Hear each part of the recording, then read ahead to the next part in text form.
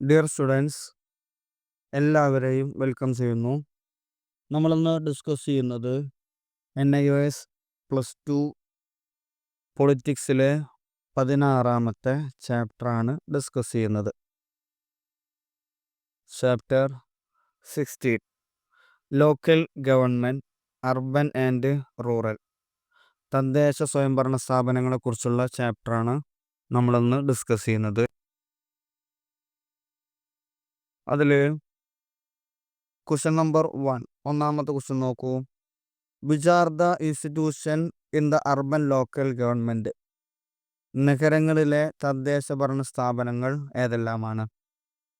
പ്രധാനമായിട്ടും വരുന്നത് ഒന്നാമത്തത് മുനിസിപ്പൽ കോർപ്പറേഷനുകൾ, രണ്ടാമത്തത് മുനിസിപ്പാലിറ്റികൾ, മൂന്നാമത്തത് ടൗൺ ഏരിയ കമ്മിറ്റികൾ, നെക്സ്റ്റ് വരുന്നത് നോട്ടിഫൈഡ് ഏരിയ കമ്മിറ്റികൾ, നെക്സ്റ്റ് കണ്ടോൺമെൻറ്റ്, പിന്നെ മറ്റുള്ള ബോർഡുകൾ, ടൗൺഷിപ്പുകൾ എന്നിവയാണ് പ്രധാനമായിട്ടും നഗരങ്ങളിൽ നിലവിലുള്ള വിവിധ തരം തദ്ദേശ ഭരണ സ്ഥാപനങ്ങളായിട്ട് വരുന്നത്. നെക്സ്റ്റ് വരുന്നത് രണ്ടാമത്തെ ക്വസ്റ്റ്യൻ നോക്കൂ. Who is the chairman of district development council? ജില്ലാ ഡെവലപ്മെൻറ്റ് കൗൺസിലിൻ്റെ ചെയർമാൻ ആരാണ്? ആരായിരിക്കും? ജില്ലാ കളക്ടർ ആയിരിക്കും. ഇനി നെക്സ്റ്റ് വരുന്നത് മൂന്നാമത്തെ ക്വസ്റ്റ്യനാണ്. What is local self government? തദ്ദേശ സ്വയംഭരണ സർക്കാർ എന്നാൽ എന്താണ്? അതിൻ്റെ ആൻസർ നോക്കൂ. ഇന്ത്യയിൽ കേന്ദ്ര ഗവൺമെൻറ്റും സംസ്ഥാന ഭരണകൂടങ്ങളും കൂടാതെ ജില്ലാ, നഗര, ഗ്രാമപ്രദേശങ്ങളിലെ പ്രാദേശിക വികസന കാര്യങ്ങൾ കൈകാര്യം ചെയ്യുന്നത് തദ്ദേശ സ്വയംഭരണ സ്ഥാപനങ്ങളാണ്. പ്രധാനമായിട്ടും നമ്മുടെ ഇന്ത്യ രാജ്യത്ത് രണ്ട് രീതിയിലുള്ള ഗവൺമെൻറ്റാണ് വരുന്നത്. അതിലൊന്നാമത്തത് കേന്ദ്ര ഗവൺമെൻറ്, അത് ഇന്ത്യ ഭരിക്കുന്ന പ്രധാനമന്ത്രി, മറ്റുള്ള മന്ത്രിമാർ. രണ്ടാമത്തത് വരുന്നത് ഓരോ സംസ്ഥാനത്തെയും സംസ്ഥാന ഭരണകൂടങ്ങൾ, അതായത് ഓരോ സംസ്ഥാനത്തെയും മുഖ്യമന്ത്രിമാർ, അതിന് കീഴിൽ വരുന്ന മന്ത്രിമാർ വരുന്നത്. ഇനി ഇതിനെ കൂടാതെ ജില്ലാ പഞ്ചായത്തുകൾ ഉണ്ടായിരിക്കും. അതുപോലെ നഗരങ്ങൾ, നഗരങ്ങളിൽ വരുന്നത് മുനിസിപ്പാലിറ്റികൾ, അതുപോലെ കോർപ്പറേഷനുകൾ. പിന്നെ ഏറ്റവും താഴെ കിടക്കുന്നത് പ്രാദേശികമായിട്ടുള്ളതാണ് ഗ്രാമപ്രദേശങ്ങളിലെ പഞ്ചായത്ത് സ്ഥാപനങ്ങൾ. ഇങ്ങനെ 3 രീതിയിലാണ് തദ്ദേശ സ്വയംഭരണ സ്ഥാപനങ്ങൾ വരുന്നത്. ഇന്ത്യയിലെ തദ്ദേശ സ്വയംഭരണ സ്ഥാപനങ്ങൾ പഞ്ചായത്തി രാജ് എന്നാണ് അറിയപ്പെടുന്നത്. ഇതൊന്ന് ഒരു മാർക്കിന് ചോദിക്കുന്ന ക്വസ്റ്റ്യനാണ്. ഇന്ത്യയിലെ തദ്ദേശ സ്വയംഭരണ സ്ഥാപനങ്ങൾ അറിയപ്പെടുന്നത് പഞ്ചായത്തി രാജ് എന്നാണ് അറിയപ്പെടുക. അധികാര വികേന്ദ്രീകരണത്തിൻ്റെയും സ്വയംഭരണത്തിൻ്റെയും പ്രാധാന്യം ഉൾക്കൊണ്ട നമ്മുടെ ഭരണഘടനാ നിർമ്മാതാക്കൾ രാജ്യത്തെ സ്വതന്ത്ര ജനാധിപത്യ വ്യവസ്ഥയുടെ അസ്ഥിവാരമിട്ടാണ് പഞ്ചായത്തി രാജ് സ്ഥാപനങ്ങളെ വിഭാവനം ചെയ്തിരിക്കുന്നത്. തദ്ദേശ സ്വയംഭരണ സ്ഥാപനങ്ങൾ ജനങ്ങളുടെ പങ്കാളിത്തത്തിലൂടെയാണ് നിർവഹിക്കുന്നത്. അപ്പോൾ ഏറ്റവും താഴെ കടയുള്ളത് ഈ തദ്ദേശ സ്വയംഭരണ സ്ഥാപനങ്ങളാണ്. അത് പ്രവർത്തിക്കുന്നത് പഞ്ചായത്തി രാജ് എന്ന പേരിൽ, ഈ പഞ്ചായത്തി രാജിൻ്റെ നിയമചട്ടങ്ങൾ അനുസരിച്ച് കൊണ്ടാണ് തദ്ദേശ സ്വയംഭരണ സ്ഥാപനങ്ങൾ പ്രവർത്തിക്കുന്നത്. ഇനി നെക്സ്റ്റ് നാലാമത്തെ ക്വസ്റ്റ്യൻ നോക്കൂ. How many types of local bodies in India? ഇന്ത്യയിലെ എത്ര തരം തദ്ദേശ സ്വയംഭരണ സ്ഥാപനങ്ങൾ ഉണ്ട്? പ്രധാനമായിട്ടും 3 രീതിയിലുള്ള തദ്ദേശ സ്വയംഭരണ സ്ഥാപനങ്ങളാണ് വരുന്നത്. ഒന്നാമത്തത് വൻ നഗരങ്ങളിലെ മുനിസിപ്പൽ കോർപ്പറേഷനുകൾ. മുനിസിപ്പൽ കോർപ്പറേഷനുകളാണ് ഫസ്റ്റ് വൺ വരുന്നത്. നെക്സ്റ്റ് രണ്ടാമത്തത് വരുന്നത് ചെറുപട്ടണങ്ങളിലെ മുനിസിപ്പാലിറ്റികൾ. ഒന്നാമത്തത് കോർപ്പറേഷൻ, രണ്ടാമത്തത് മുനിസിപ്പാലിറ്റികൾ, മൂന്നാമത്തത് നഗര പഞ്ചായത്ത്. നമ്മൾ പഞ്ചായത്ത്, ഗ്രാമപഞ്ചായത്ത് എന്ന് പറയുമല്ലോ, അതാണ് മൂന്നാമത്തത്. നെക്സ്റ്റ് നോക്കൂ, അഞ്ചാമത്തെ ക്വസ്റ്റ്യൻ നോക്കൂ. അഞ്ചാമത്തെ ക്വസ്റ്റ്യൻ വരുന്നത് name the 3 tier structure of Panchayati Raj. Panchayat Raj ഘടനയിലെ ത്രിതല പഞ്ചായത്തുകൾ ഏതെല്ലാമാണ്? ത്രിതല പഞ്ചായത്തുകൾ. പ്രാദേശിക സ്വയംഭരണം ലക്ഷ്യമിടുന്ന ത്രിതല സംവിധാനത്തെയാണ് പഞ്ചായത്തി രാജ് എന്നറിയപ്പെടുന്നത്. അതിൽ ഒന്നാമത്തത് വരുന്നത് ഗ്രാമപഞ്ചായത്താണ്. ഏറ്റവും താഴെ വരുന്നത് ഗ്രാമപഞ്ചായത്ത്. പ്രാഥമിക തലത്തിൽ ജനങ്ങളിൽ നിന്ന് നേരിട്ട് തെരഞ്ഞെടുക്കപ്പെടുന്ന അംഗങ്ങളടങ്ങിയ പഞ്ചായത്ത്, അതായത് ഗ്രാമപഞ്ചായത്തുകൾ പ്രാദേശിക ആവശ്യങ്ങളും തദ്ദേശ നിവാസികളുടെ സാമൂഹ്യ സൗകര്യങ്ങളും നിറവേറ്റുന്നതിനാണ് ഇവ മുൻഗണന കൊടുക്കുന്നത്, ശ്രദ്ധിക്കുന്നത്. അപ്പോൾ ഒന്നാമത്തത് ഗ്രാമപഞ്ചായത്ത്. നെക്സ്റ്റ് വരുന്നത് രണ്ടാമത്തതാണ് ബ്ലോക്ക് പഞ്ചായത്ത്. ബ്ലോക്ക് പഞ്ചായത്ത് വരുന്നത് ബ്ലോക്ക് തലത്തിൽ പ്രവർത്തിക്കുന്ന പഞ്ചായത്ത് സമിതിയുടെ പ്രധാനമായും സാമൂഹ്യ വികസന പദ്ധതികളുടെ നടത്തിപ്പിൻ്റെ ഉത്തരവാദിത്തമാണ് ബ്ലോക്ക് സംവിധാനത്തിൽ വരുന്നത്. രണ്ടാമത്തത് ബ്ലോക്ക് പഞ്ചായത്ത്. മൂന്നാമത്തതാണ് ജില്ലാ പഞ്ചായത്ത്. മൂന്നാമത്തത് ജില്ലാ പഞ്ചായത്ത്. ജില്ലാ തലത്തിൽ പ്രവർത്തിക്കുന്ന ജില്ലാ പരിഷത്താണ് പഞ്ചായത്തി രാജ് സംവിധാനത്തിലെ പ്രവർത്തനങ്ങളെ ഏകോപിപ്പിക്കുന്നത്. അപ്പോൾ ഇതിൻ്റെ ഏറ്റവും മുകളിൽ നിൽക്കുന്നതാണ് ജില്ലാ പഞ്ചായത്ത്. അപ്പോൾ ഒന്നാമത്തത് ഗ്രാമപഞ്ചായത്ത്, 2 ബ്ലോക്ക് പഞ്ചായത്ത്, 3 ജില്ലാ പഞ്ചായത്ത്. ഇനി നെക്സ്റ്റ് ക്വസ്റ്റ്യൻ നോക്കൂ. ആറാമത്തെ ക്വസ്റ്റ്യൻ വരുന്നത് analyse the recommendation of Balwant Rai Mehta committee and Ashok Mehta committee. Balwant Rai Mehta കമ്മിറ്റിയുടെയും അശോക് മേത്ത കമ്മിറ്റിയുടെയും പ്രധാനപ്പെട്ട റെക്കമെൻഡേഷൻ, ശുപാർശകൾ എന്തെല്ലാമായിരുന്നു? അവർ മുന്നോട്ട് വച്ചിരുന്ന കാര്യങ്ങൾ, ഒന്നാമത്തെ കാര്യം വരുന്നത് ഗ്രാമതലം മുതൽ ജില്ലാതലം വരെ ത്രിതല പഞ്ചായത്ത് സംവിധാനങ്ങൾ ഉണ്ടാക്കണം. നമ്മൾ നേരത്തെ പറഞ്ഞാലേ പഞ്ചായത്ത്, ബ്ലോക്ക് പഞ്ചായത്ത്, ജില്ലാ പഞ്ചായത്ത്, ഇങ്ങനെ ഗ്രാമതലം മുതൽ ജില്ലാതലം വരെ 3 സംവിധാനങ്ങൾ, ത്രിതല പഞ്ചായത്ത് സംവിധാനങ്ങൾ ഉണ്ടായിരിക്കണം. രണ്ടാമത്തത് പ്രാദേശിക സ്വയംഭരണ സ്ഥാപനങ്ങളിലേക്ക് അധികാരങ്ങളും ചുമതലകളും അർത്ഥവത്തായി കൈമാറ്റം ചെയ്യപ്പെടണം. അവർക്ക് അവരുടെ പ്രവർത്തന പരിധിയിലുള്ള കാര്യങ്ങൾ പ്രവർത്തിക്കുവാൻ വേണ്ടിയിട്ടുള്ള അധികാര കൈമാറ്റം ചെയ്യേണ്ടതുണ്ട്.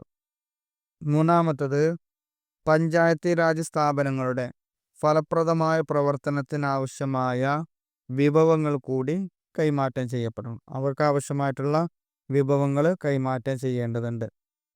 നാലാമത്തത് വരുന്നത് സാമൂഹ്യ സാമ്പത്തിക പുരോഗതി ലക്ഷ്യമാക്കുന്ന എല്ലാ ആസൂത്രണ പദ്ധതികളുടെയും നടത്തിപ്പ് പഞ്ചായത്ത് രാജ് സ്ഥാപനങ്ങളിലൂടെ ആയിരിക്കണം. സാമൂഹ്യ സാമ്പത്തിക പുരോഗതി ലക്ഷ്യമാക്കുന്നത്, അതായത് ജനങ്ങൾക്ക് ആവശ്യമായിട്ടുള്ള അവരുടെ അടിസ്ഥാനപരമായിട്ടുള്ള ലക്ഷ്യങ്ങൾ, അവരുടെ സാമ്പത്തികപരമായിട്ടുള്ള കാര്യങ്ങൾ, ഇതിനെയൊക്കെ ആസൂത്രണ പദ്ധതികൾ തയ്യാറാക്കുന്നതിൻ്റെ ഉത്തരവാദിത്വം അത് പഞ്ചായത്ത് സ്ഥാപനങ്ങൾക്ക് നൽകേണ്ടതാണ്.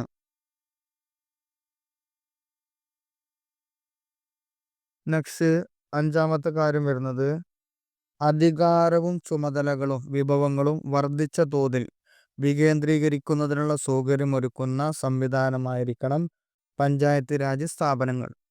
അതായത് അധികാരവും ചുമതലകളും ഇവർക്ക് ഏറ്റവും താഴെ കടയിൽ ആവശ്യമായിട്ടുള്ള കാര്യങ്ങൾ ചെയ്യാൻ പറ്റാവുന്ന രീതിയിൽ അധികാര വികേന്ദ്രീകരണം നടക്കണം. അധികാര വികേന്ദ്രീകരണം എന്ന് പറഞ്ഞാൽ അവർക്ക് ഈ കാര്യങ്ങളെല്ലാം ചെയ്യുവാനുള്ള അധികാരങ്ങൾ നൽകണം. അതിനെയാണ് അധികാര വികേന്ദ്രീകരണം. അധികാരങ്ങൾ താഴെ തട്ടിലേക്ക് കൊടുക്കുന്നതിനെയാണ് അധികാര വികേന്ദ്രീകരണം എന്ന് പറയുന്നത്. അപ്പോൾ ഇതിനുള്ള സംവിധാനങ്ങൾ പഞ്ചായത്തി രാജ് സ്ഥാപനങ്ങൾക്ക് നൽകേണ്ടതുണ്ട്. ഇവയാണ് പ്രധാനമായിട്ടും ഈ ശുപാർശയിൽ പറയുന്ന കാര്യങ്ങൾ. ബൽവന്ത് റായ് മേത്ത കമ്മിറ്റിയുടെ ശുപാർശകൾ 1959 വികസന കൗൺസിൽ അംഗീകരിച്ചു. 1959 ഒക്ടോബറിൽ രാജസ്ഥാനിൽ പഞ്ചായത്ത് രാജ് സമ്പ്രദായം തുടങ്ങിവെച്ചു. ഒരു മാർക്ക് എനിക്ക് ചോദിക്കുന്ന ഒരു ക്വസ്റ്റ്യനാണ്, ഇത് നോട്ട് ചെയ്ത് നോക്കണം. 1959 ഒക്ടോബറിൽ ആദ്യമായിട്ട് രാജസ്ഥാനിലാണ് പഞ്ചായത്ത് രാജ് സംവിധാനം തുടങ്ങിവെച്ചത്. വൈകാതെ ആന്ധ്ര, തമിഴ്നാട് സംസ്ഥാനങ്ങൾ ആ മാർഗം പിന്തുടർന്നു. തുടർന്ന് മറ്റ് സംസ്ഥാനങ്ങളിലും പഞ്ചായത്ത് രാജ് നടപ്പിലാക്കി. 1977 ഇന്ത്യ ഗവൺമെന്റ് പഞ്ചായത്ത് രാജിനെക്കുറിച്ച് പഠിക്കുവാൻ വേണ്ടി അശോക് മേത്ത ചെയർമാനായി ഒരു കമ്മിറ്റിയെ നിയോഗിച്ചു.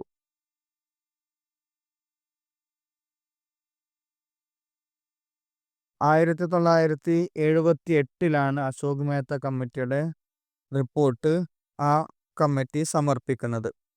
ഇത് ഭരണവികേന്ദ്രീകരണമായിരുന്നു അശോക് മേത്ത കമ്മിറ്റിയുടെ പ്രധാന ശുപാർശ. നേരത്തെ പറഞ്ഞല്ലോ, ഭരണ വികേന്ദ്രീകരണം എന്ന് പറഞ്ഞാൽ താഴെ തട്ടിലേക്ക്, വെറും സംസ്ഥാനങ്ങളിൽ മാത്രം അധികാരങ്ങൾ ഒതുങ്ങി നിൽക്കാതെ താഴെ തട്ടിലേക്കും പ്രവർത്തിക്കുവാനുള്ള അധികാരം നൽകേണ്ടതുണ്ട്. ത്രിതല പഞ്ചായത്തിന് പകരം ജില്ലാ പഞ്ചായത്തും മണ്ഡൽ പഞ്ചായത്തും അടങ്ങുന്ന ദ്വിതല സമ്പ്രദായമാണ് കമ്മിറ്റി നിർദ്ദേശിച്ചിരുന്നത്. ഇന്ന് കാണുന്നത് പോലെയല്ല, ദ്വിതല, രണ്ട് മേഖലകളാണ് വരേണ്ടത്. ഒന്ന് ജില്ലാ പഞ്ചായത്ത്, രണ്ട് മണ്ഡൽ പഞ്ചായത്ത് എന്നാണ് മേത്ത കമ്മിറ്റി മുന്നോട്ട് വച്ചിരുന്നത്. സ്വന്തം വിഭവ സ്രോതസ്സുകൾ കണ്ടെത്തുന്നതിന് പഞ്ചായത്തുകൾക്ക് കരംപിരിവ് അധികാരം നൽകാം. അവരുടെ പ്രവർത്തികൾ നടത്തുവാൻ ആവശ്യമായിട്ടുള്ള ടാക്സ് പിരിക്കുവാനുള്ള അധികാരം നൽകണം. അതുപോലെ പഞ്ചായത്തിൽ രാഷ്ട്രീയ പങ്കാളിത്തം അനുവദിക്കാം. അതായത് രാഷ്ട്രീയ പങ്കാളിത്തം എന്ന് പറഞ്ഞാൽ ഇതിലേക്ക് തെരഞ്ഞെടുക്കുന്നത് എലക്ഷൻ മുഖേനയായിരിക്കണം. ഇതിന് പഞ്ചായത്ത് പ്രസിഡന്റ്, വാർഡ് മെമ്പർമാരൊക്കെ തിരഞ്ഞെടുക്കുമല്ലോ. അപ്പോൾ ഇത്തരത്തിലുള്ള കാര്യങ്ങളുടെ തെരഞ്ഞെടുപ്പ് എലക്ഷൻ മുഖേനയായിരിക്കണം. അതായത് രാഷ്ട്രീയ പങ്കാളിത്തം ഇതിൽ അനുവദിക്കണം എന്നതാണ് മറ്റൊരു ശുപാർശ ഉണ്ടായിരുന്നത്. ഏതായാലും ജനതാ ഗവൺമെന്റിന്റെ 1980 പതനത്തെ തുടർന്നു വന്ന കോൺഗ്രസ് സർക്കാർ അശോക് മേത്ത കമ്മിറ്റിയുടെ റിപ്പോർട്ട് നടപ്പിലാക്കിയില്ല. അപ്പോൾ അശോക് മേത്ത കമ്മീഷനാണ് പ്രധാനമായിട്ടും ഈ പഞ്ചായത്തി രാജിന്റെ അടിസ്ഥാനപരമായിട്ടുള്ള അല്ലെങ്കിൽ പ്രാഥമികമായിട്ടുള്ള കാര്യങ്ങൾക്ക് തുടക്കം കുറിച്ചത്.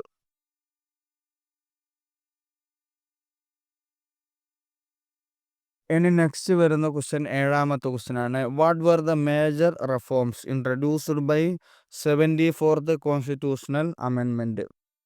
74ാം ഭരണഘടനാ ഭേദഗതി നിയമം അനുസരിച്ച് നഗര സ്വയംഭരണ സംവിധാനത്തിൽ വന്ന മാറ്റങ്ങൾ എന്തെല്ലാമായിരുന്നു? അതിൻ്റെ ആൻസർ നോക്കൂ. പഞ്ചായത്തി രാജ് പുനഃക്രമീകരിച്ച 1992 തന്നെ പാസാക്കപ്പെട്ട 74ാം ഭരണഘടനാ ഭേദഗതി നിയമത്തിലൂടെ നഗരങ്ങളിലെ സ്വയംഭരണ സ്ഥാപനങ്ങളെ ആധുനികവൽക്കരിച്ചു.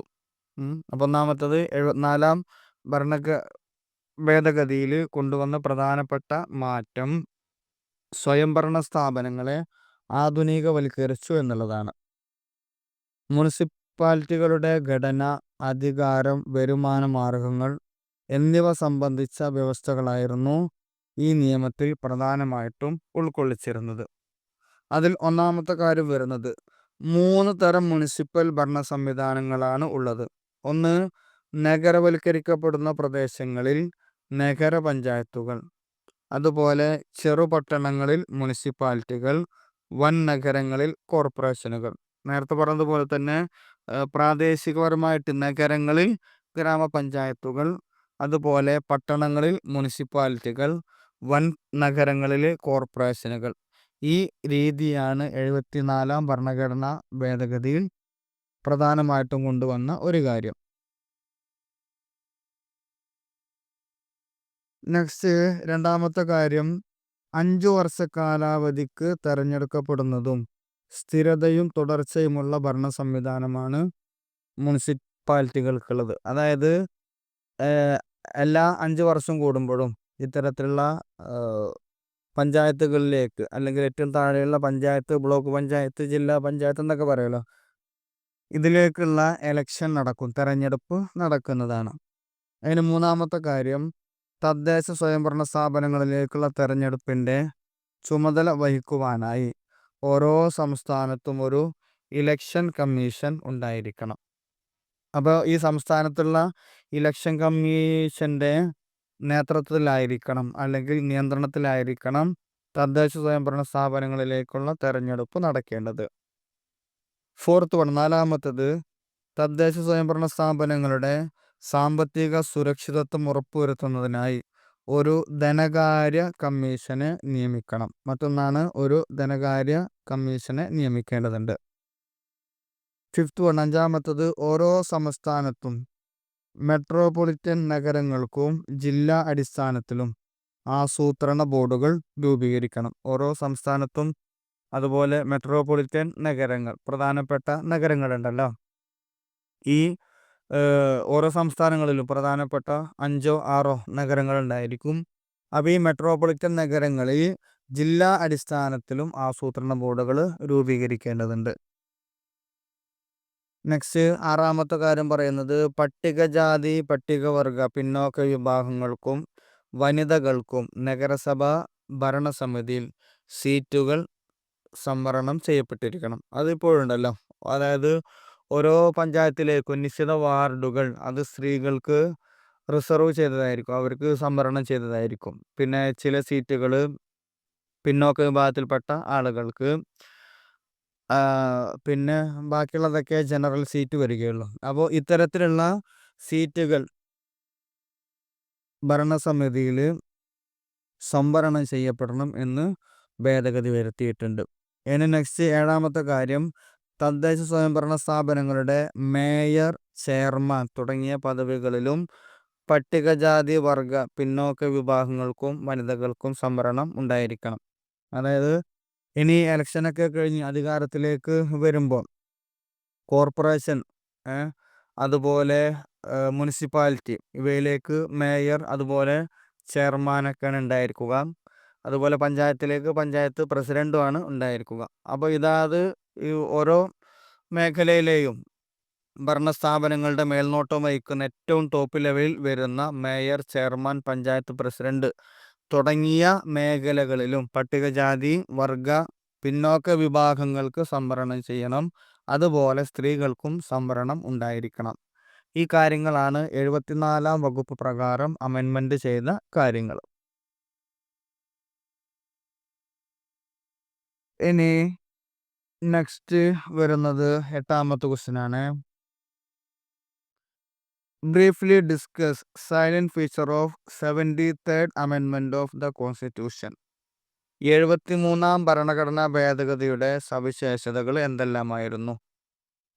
അതിൻ്റെ ആൻസർ നോക്കൂ. ജനാധിപത്യ അധികാരം വികേന്ദ്രീകരണത്തിൻ്റെ ചരിത്രത്തിലെ ഒരു സുപ്രധാന നാഴികക്കല്ലായിരുന്നു. 1992-ലെ 73ാം ഭരണഘടനാ ഭേദഗതി നിയമം പഞ്ചായത്തി രാജ് സംവിധാനം കൂടുതൽ മെച്ചപ്പെടുത്തുക എന്നതായിരുന്നു ഈ നിയമത്തിൻ്റെ പ്രധാനപ്പെട്ട ഉദ്ദേശം. പഞ്ചായത്തി രാജ് മുമ്പുണ്ടായിരുന്നതിനേക്കാൾ ഒന്നുകൂടെ മെച്ചപ്പെട്ട രീതിയിൽ കൊണ്ടുവരണം എന്ന ഉദ്ദേശത്തോടു കൂടെയാണ് 73ാം ഭരണഘടനാ ഭേദഗതിയിൽ നിയമങ്ങൾ കൊണ്ടുവന്നത്. പഞ്ചായത്ത് രാജിൻ്റെ ത്രിതല സംവിധാനം നിലനിർത്തിയ പുതിയ നിയമം അതിൻ്റെ ഘടനയിലും രൂപത്തിലും ചുമതലകളിലും അധികാരങ്ങളിലും മാറ്റങ്ങൾ കൊണ്ടുവന്നിട്ടുണ്ട്. അവകളാണ് ഇനി പ്രധാനമായിട്ടും ഭേദഗതിയെക്കുറിച്ചുള്ള കാര്യങ്ങളാണ് പറയുന്നത്. ഒന്നാമത്തെ കാര്യം, 73ാം ഭേദഗതിക്ക് ശേഷം പ്രാദേശിക ഗവൺമെൻറ്റിനെ കുറിച്ച് നിയമനിർമ്മാണം നടത്താനുള്ള സംസ്ഥാനത്തിൻ്റെ സ്വാതന്ത്ര്യം നിയന്ത്രിക്കപ്പെട്ടു. അപ്പോൾ ഈ പ്രാദേശിക ഗവൺമെൻറ്റിനെ അടിസ്ഥാനത്തിൽ നിയമനിർമ്മാണങ്ങൾ നടത്തുവാൻ അതാത് സംസ്ഥാനങ്ങൾക്കാണ് പ്രധാനപ്പെട്ട അധികാരം, സ്വാതന്ത്ര്യം ഉണ്ടായിരുന്നത്. 73ാം ഭേദഗതി അനുസരിച്ച് ഈ ഒരു സ്വാതന്ത്ര്യം നിയന്ത്രിക്കപ്പെട്ടിട്ടുണ്ട്. ഭരണഘടനാ ഭേദഗതിക്കനുസൃതമായി നിയമനിർമ്മാണം നടത്തുവാൻ സംസ്ഥാന സർക്കാരുകൾ നിർബന്ധിതരായി. ഇനി രണ്ടാമത്തത്, പ്രത്യക്ഷ തെരഞ്ഞെടുപ്പ് നിലവിൽ വന്നു. അതായത് എലക്ഷൻ, ഇന്ന് കാണുന്ന ഒരു രീതിയിലുള്ള എലക്ഷനാണ് പിന്നീട് ഉണ്ടായിരുന്നത്. ഇനി നെക്സ്റ്റ് മൂന്നാമത്തെ കാര്യം വരുന്നത്, പ്രാദേശിക സമിതികൾ പിരിച്ചുവിട്ടാൽ 6 മാസത്തിനുള്ളിൽ തെരഞ്ഞെടുപ്പ് നടത്തണമെന്ന് വ്യവസ്ഥ ചെയ്യപ്പെട്ടു. പ്രാദേശിക സമിതികൾ പിരിച്ചുവിട്ട് കഴിഞ്ഞാൽ 6 മാസത്തിനുള്ളിൽ തെരഞ്ഞെടുപ്പ് നടത്തി പുതിയ സമിതികളെ കണ്ടെത്തേണ്ടതുണ്ട്. നെക്സ്റ്റ് നാലാമത്തെ കാര്യം വരുന്നത്, സ്ത്രീകൾക്കും മറ്റ് പിന്നോക്ക വിഭാഗങ്ങൾക്കും പ്രാദേശിക സമിതിയിൽ സംവരണം ഏർപ്പെടുത്തി. അഞ്ചാമത്തത് പ്രാദേശിക സമിതികളിലേക്കുള്ള തെരഞ്ഞെടുപ്പ് നടത്തുവാനുള്ള ചുമതല ഒരു സംസ്ഥാന തെരഞ്ഞെടുപ്പ് കമ്മീഷണറെ ഏൽപ്പിച്ചു. ആറാമത്തെ കാര്യം, പ്രാദേശിക സമിതികളിൽ പ്രമുഖ ജാതികൾക്കും ജന്മിമാർക്കുമുണ്ടായിരുന്ന പ്രാമുഖ്യം ഒരു പരിധിവരെ അവസാനിച്ചു. അതായത് പ്രാദേശിക സമിതികളിൽ സംവരണങ്ങളെ കൊണ്ടുവരണം എന്ന് പറഞ്ഞില്ല. അതുകൊണ്ട് തന്നെ അതാത് പ്രദേശങ്ങളിലെ ചില പ്രമുഖ ജാതികൾക്ക് അതിൽ കുറച്ചുകൂടെ പ്രാമുഖ്യമുണ്ടായിരുന്നു, അത് നഷ്ടപ്പെട്ടു. അതുപോലെ തന്നെ ജന്മിമാർക്കും ഒരു പരിധിയിലധികം അവർക്ക് മുൻഗണനയുണ്ടായിരുന്നു. 73-ാം ഭേദഗതി വന്നതോടുകൂടെ ഇവരുടെ പ്രാമുഖ്യമെല്ലാം ഒരു പരിധിവരെ അവസാനിക്കുകയാണ് ചെയ്തത്. ഇനി നെക്സ്റ്റ് വരുന്നത് 9-ാമത്തെ ക്വസ്റ്റ്യൻ ആണ്. 9-ാമത്തെ ക്വസ്റ്റ്യൻ നോക്കൂ. What are the functions of municipality? മുനിസിപ്പാലിറ്റിയുടെ ധർമ്മങ്ങൾ എന്തെല്ലാമാണ്? ഇപ്പോൾ ഭരണ സംവിധാനത്തിലെ ഒരു ഘടകമാണ് മുനിസിപ്പാലിറ്റി. അവയുടെ ധർമ്മങ്ങളെ കുറിച്ചാണ് പറയുന്നത്. അതിൻ്റെ ആൻസർ നോക്കൂ. ഒന്നാമത്തത് നിർബന്ധിത ധർമ്മങ്ങൾ. ഫസ്റ്റ് വൺ വരുന്നത് നിർബന്ധിത ധർമ്മങ്ങൾ. അതിൽ വരുന്നത് ഒന്നാമത്തത് കുടിവെള്ള വിതരണം. പൊതുജനങ്ങൾക്ക് ആവശ്യമായിട്ടുള്ള കുടിവെള്ള വിതരണം മുനിസിപ്പാലിറ്റിയുടെ പ്രധാനപ്പെട്ട നിർബന്ധമായിട്ട് നൽകേണ്ട കാര്യങ്ങളാണ് ഇതിൽ പറയുന്നത്. ഒന്ന്, കുടിവെള്ള വിതരണം. രണ്ട്, പൊതുനിരത്തുകളുടെ നിർമ്മാണവും സംരക്ഷണവും. അതായത് റോഡുകൾ നിർമ്മിക്കുക, പിന്നെ കേടുവന്ന റോഡുകൾ റിപ്പയർ ചെയ്യുക, അതായത് അത് ശരിയാക്കി സഞ്ചാരയോഗ്യമാക്കുക. പിന്നെ മറ്റൊന്ന്, തെരുവ് വിളക്കുകൾ സ്ഥാപിക്കുക. റോഡുകളുടെ ശുചീകരണം, ക്ലീൻ ആക്കുന്ന പരിപാടികളുണ്ടല്ലോ, രണ്ട് സൈഡും വൃത്തിയാക്കുക. പിന്നെ പൊതു ആശുപത്രികളെ പിന്തുണക്കുക, അതായത് സർക്കാർ ആശുപത്രികൾക്ക് വേണ്ട പിന്തുണകൾ നൽകേണ്ടതുണ്ട്. നെക്സ്റ്റ്, പ്രാഥമിക വിദ്യാലയങ്ങൾ സ്ഥാപിച്ച് നടപ്പിലാക്കുക. അതായത് LP UP സ്കൂളുകൾ ഉണ്ടാക്കുകയും അതിൻ്റെ പ്രവർത്തനങ്ങളിൽ ഇടപെടുകയും വേണം. അതുപോലെ ജനന മരണ രജിസ്റ്റർ ചെയ്യുക, ജനനം മരണം. അതുപോലെ തെരുവുകൾക്ക് പേരിടുക. ഓരോ സ്ഥലങ്ങൾക്കും പേരിടേണ്ട ഉത്തരവാദിത്വം മുനിസിപ്പാലിറ്റിക്കാണ്. അതുപോലെ വീടുകൾക്ക് നമ്പർ അടിക്കുക. ഈ കാര്യങ്ങളാണ് പ്രധാനമായിട്ടും മുനിസിപ്പാലിറ്റി നിർബന്ധമായും ചെയ്യേണ്ട കാര്യങ്ങൾ. ഇനി നെക്സ്റ്റ് വരുന്നത് രണ്ടാമത്തത് വിവേചനാനുസൃത ധർമ്മങ്ങളാണ് ഇനി പറയുന്നത്. ഒന്നാമത്തത് അപകടസ്ഥിതിയിലായ കെട്ടിടങ്ങൾ പൊളിച്ചു നീക്കുക. അങ്ങനെ ഉണ്ടായിരിക്കുമല്ലോ, അപകട ഭീഷണിയിൽ നിൽക്കുന്ന കെട്ടിടങ്ങൾ ഉണ്ടായിരിക്കും, അതുപോലെ മരങ്ങളൊക്കെ ഉണ്ടായിരിക്കും. ഈ കാര്യങ്ങളൊക്കെ നോക്കേണ്ടത് മുനിസിപ്പാലിറ്റിയുടെ ധർമ്മമാണ്. അതുപോലെ നെക്സ്റ്റ് വരുന്നത് പബ്ലിക് പാർക്കുകൾ, അതുപോലെ പബ്ലിക് ലൈബ്രറികൾ, കാഴ്ച ബംഗ്ലാവ്, അതിഥി മന്ദിരങ്ങൾ, അനാഥാലയങ്ങൾ എന്നിവ സ്ഥാപിക്കുകയും അവ പരിപാലിച്ച് കൊണ്ടുപോകേണ്ട ചുമതലയും ഇവർക്കാണ്. നെക്സ്റ്റ് വരുന്നത് കുറഞ്ഞ വേതനക്കാർക്ക് വീട് വെച്ച് നൽകുക. അതായത് പിന്നോക്കം നിൽക്കുന്ന, സാമ്പത്തികമായി പിന്നോക്കം നിൽക്കുന്ന ആളുകളുണ്ടെങ്കിൽ അവർക്ക് പഞ്ചായത്തിൽ നിന്നൊക്കെ വീട് കൊടുക്കുമല്ലോ, അങ്ങനെ വീട് കൊടുക്കുക. നെക്സ്റ്റ്, സർവേകൾ നടത്തുക. പൊതു സ്വീകരണ പരിപാടികൾ സംഘടിപ്പിക്കുക. പ്രധാനപ്പെട്ട മത്സരങ്ങളിലോ അല്ലെങ്കിൽ കലാ സാംസ്കാരിക മേഖലകളിൽ കഴിവ് തെളിയിച്ച പ്രധാനപ്പെട്ട ആളുകൾക്ക് പൊതുവായിട്ടുള്ള സ്വീകരണങ്ങൾ സംഘടിപ്പിക്കുക. എക്സിബിഷനുകൾ നടത്തുക. മുനിസിപ്പൽ ജീവനക്കാർക്ക് ക്ഷേമ പദ്ധതികൾ നടപ്പിലാക്കുക എന്നിവയാണ് പ്രധാനമായിട്ട് മുനിസിപ്പാലിറ്റിയുടെ വിവേചനം ഉപയോഗിച്ച് ഏറ്റെടുക്കാവുന്ന കർത്തവ്യങ്ങളായിട്ട് വരുന്നത്. ഇനി നെക്സ്റ്റ് വരുന്നത് മുനിസിപ്പൽ കൗൺസിൽ, കമ്മിറ്റിയോ ബോർഡോ, അവരുടെ കാര്യങ്ങളെ കുറിച്ചാണ് പറയുന്നത്. ഇന്ത്യയിൽ 1770 മുനിസിപ്പൽ കൗൺസിലുകളുണ്ട്. ഇന്ത്യയിൽ മൊത്തമായിട്ടാണ് പറയുന്നത്. 1770 മുനിസിപ്പൽ കൗൺസിലുകളുണ്ട്. സംസ്ഥാനങ്ങളിലെ മുനിസിപ്പാലിറ്റീസ് നിയമം അനുസരിച്ചാണ് ഇവ പ്രവർത്തിക്കുന്നത്. പട്ടണത്തിലെ ജനങ്ങളുടെ നിയമനിർമ്മാണ സഭയാണ് മുനിസിപ്പൽ കൗൺസിൽ. പ്രായപൂർത്തി വോട്ടവകാശം വഴി തെരഞ്ഞെടുക്കപ്പെട്ടവരാണ് അതിലെ അംഗങ്ങളായിട്ട് വരുന്നത്. നേരത്തെ പറഞ്ഞല്ലോ, ഈ മുനിസിപ്പാലിറ്റി ഭരണത്തിലേക്ക് രാഷ്ട്രീയത്തിൻ്റെ ഇടപെടൽ ഉണ്ടാകുവാൻ വേണ്ടി റെക്കമെൻഡ് ചെയ്തിട്ടുണ്ടായിരുന്നു. ഇത് പ്രകാരം വോട്ടവകാശം വഴി, അതായത് എലക്ഷൻ വഴിയാണ് ഇതിലേക്ക് ആവശ്യമായിട്ടുള്ള അംഗങ്ങളെ തെരഞ്ഞെടുക്കുന്നത്. ചില സീറ്റുകൾ സംവരണം ചെയ്യപ്പെടുന്നുണ്ട്. നേരത്തെ പറഞ്ഞല്ലോ, പട്ടികജാതി, പട്ടികവർഗ, പിന്നോക്ക വിഭാഗത്തിൽപ്പെട്ട ആളുകൾ, അതുപോലെ സ്ത്രീകൾക്കൊക്കെ വേണ്ടിയിട്ട് സംവരണം ചെയ്തിട്ടുണ്ട്. അംഗസംഖ്യ കൗൺസിൽ തോറും വ്യത്യസ്തമായിരിക്കും. അതായത് ഓരോ നഗരത്തിൻ്റെ അല്ലെങ്കിൽ മുനിസിപ്പാലിറ്റിയുടെ വലുപ്പത്തിനനുസരിച്ചിട്ടായിരിക്കും അതിലെ കൗൺസിലർമാരുടെ അംഗം. കൗൺസിലർമാർ എന്ന് പറഞ്ഞാൽ മുനിസിപ്പാലിറ്റിയിലേക്കും കോർപ്പറേഷനിലേക്കൊക്കെ തിരഞ്ഞെടുക്കുന്ന ആളുകളെ പറയുന്ന പേരാണ് കൗൺസിൽ. അതുപോലെ ഗ്രാമപഞ്ചായത്തിലേക്കാണ് നമ്മൾ വാർഡ് മെമ്പർ എന്ന് പറയല്ലേ, അതിന് പകരം പറയുന്ന പേരാണ് വാർഡ് കൗൺസിലർ എന്നാണ് പറയുക.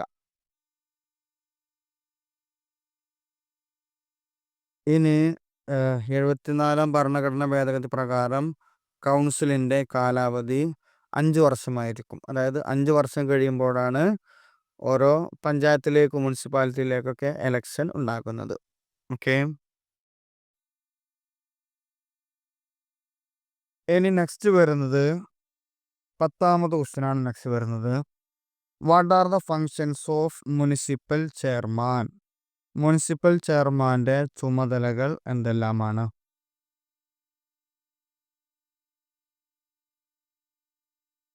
അതിൻ്റെ ആൻസർ നോക്കൂ.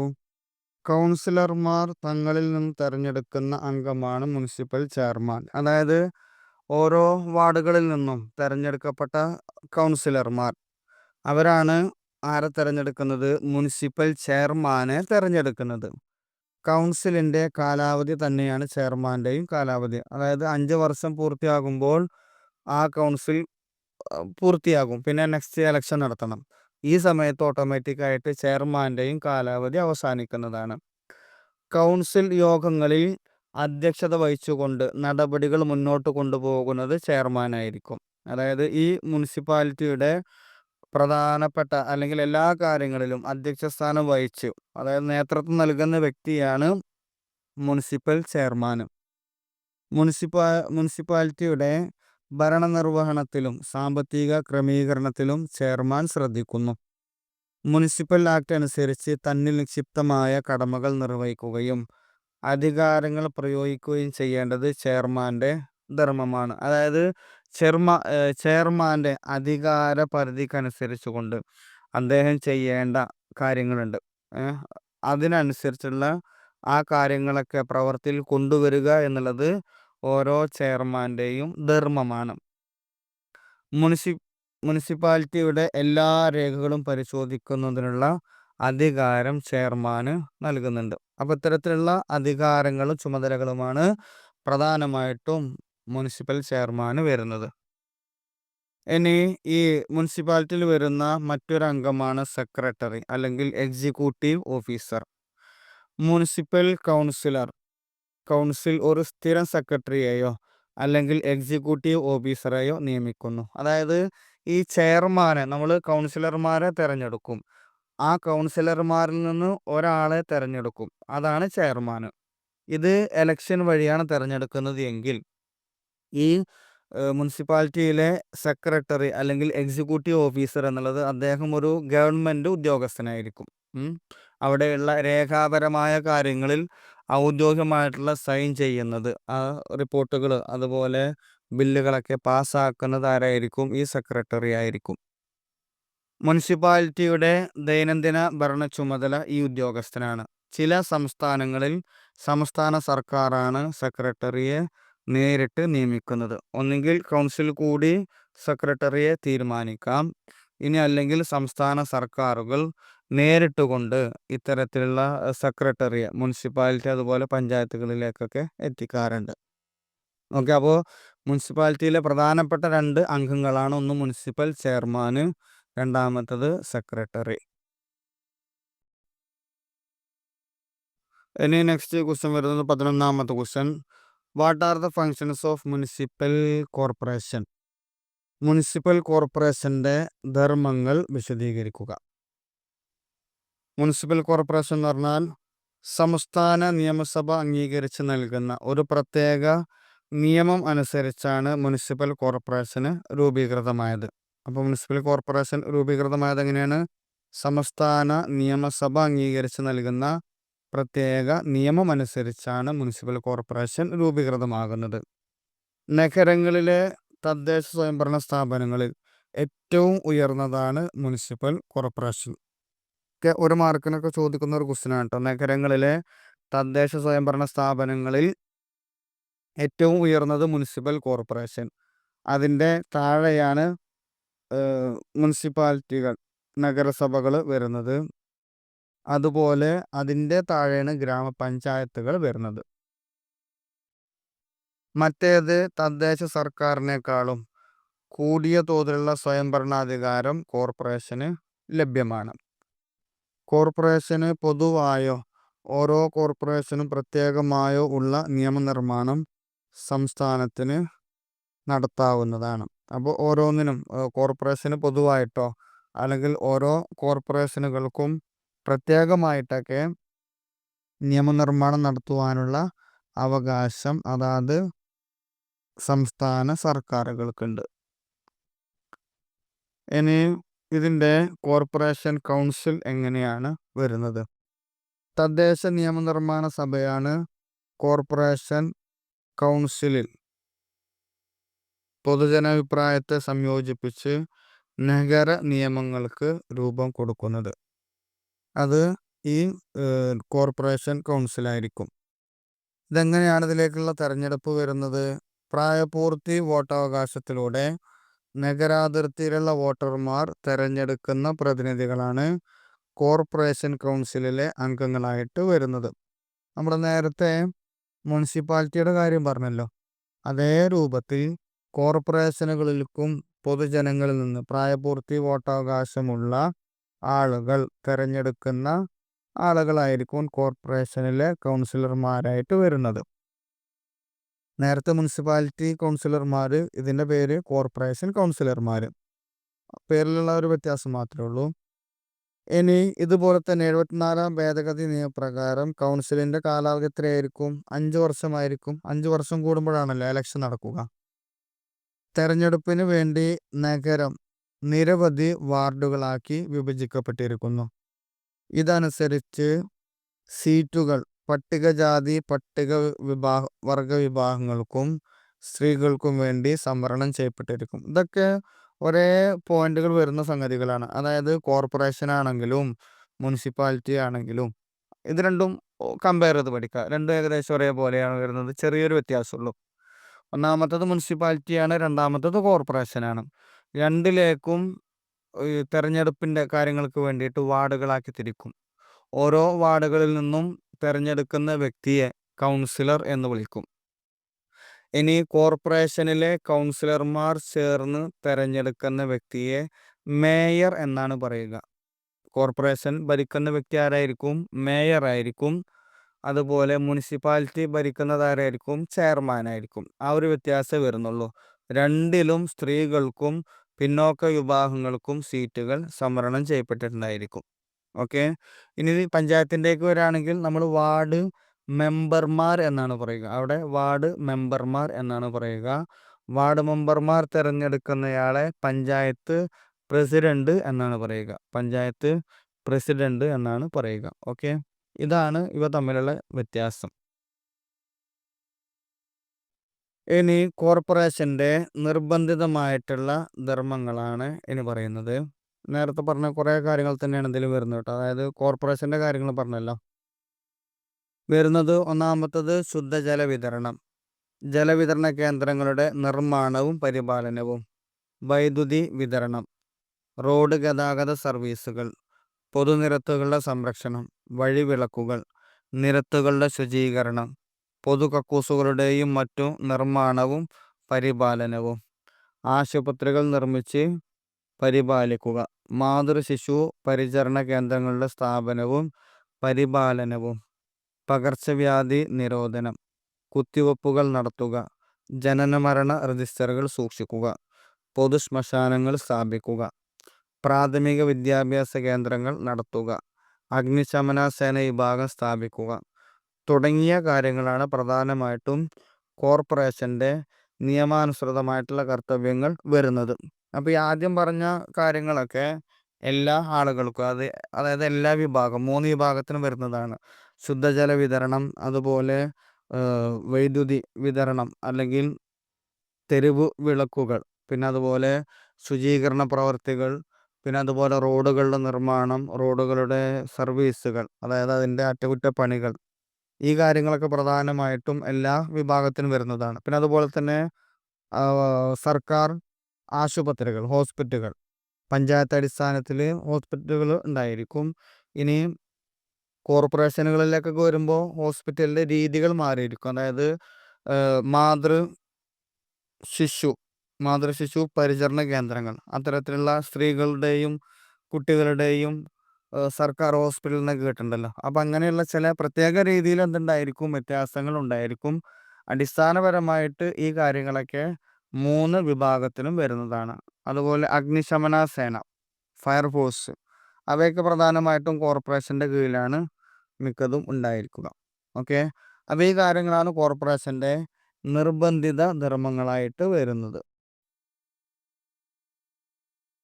ഇനി നെക്സ്റ്റ് വരുന്നത് വിവേചനം അനുസരിച്ച് ചെയ്യേണ്ട ധർമ്മങ്ങളാണ് നെക്സ്റ്റ് വരുന്നത്. നേരത്തെ പറഞ്ഞ പോലെ തന്നെ മുനിസിപ്പാലിറ്റിയുടെ കാര്യങ്ങൾ പറഞ്ഞല്ലോ.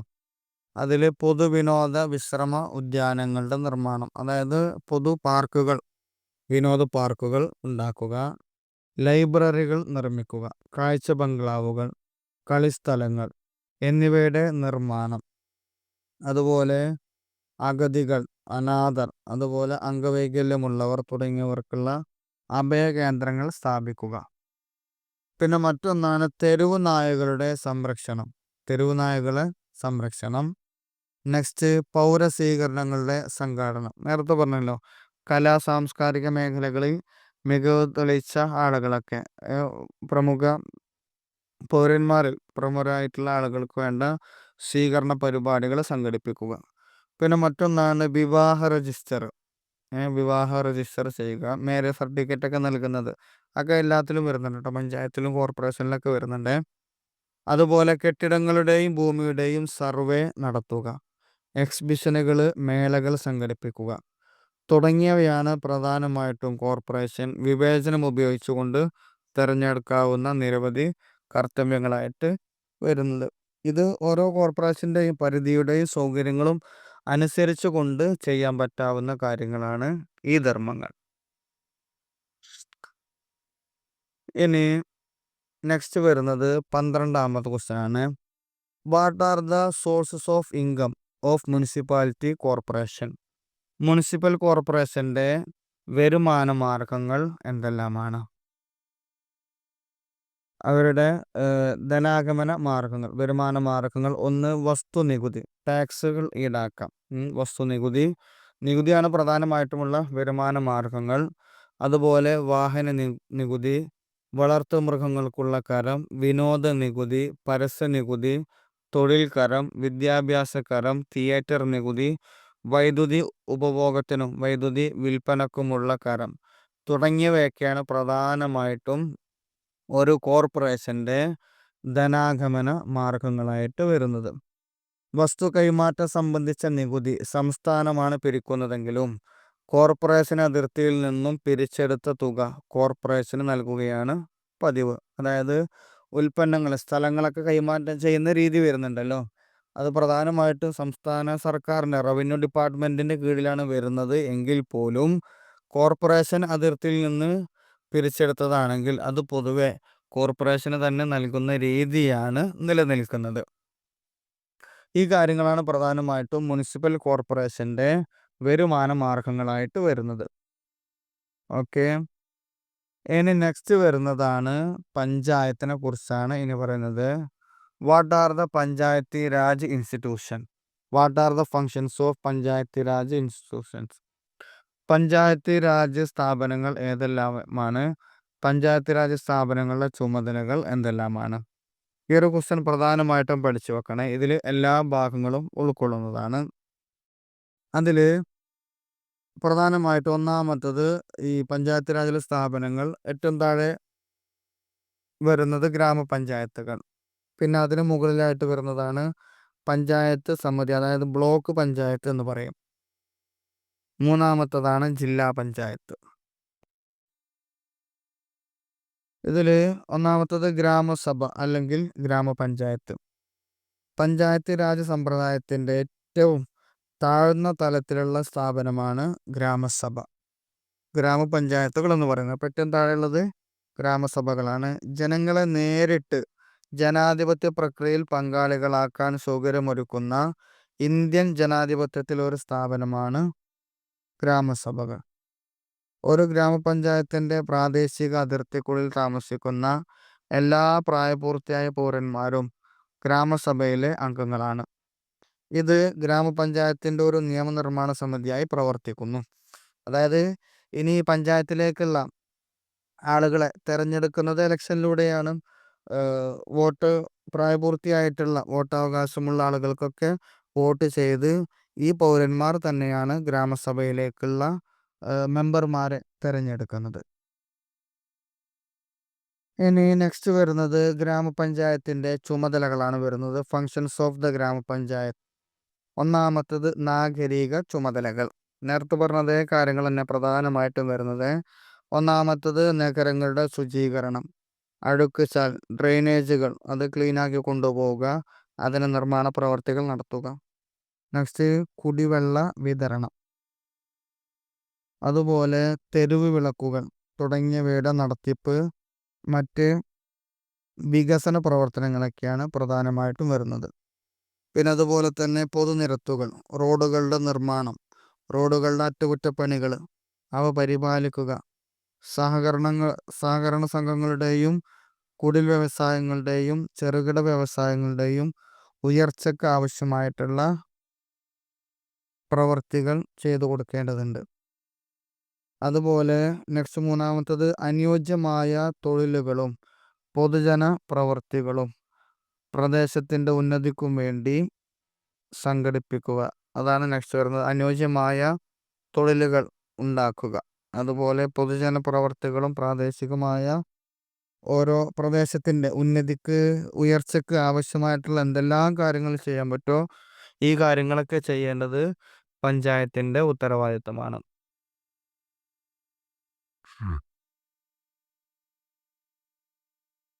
ഇനി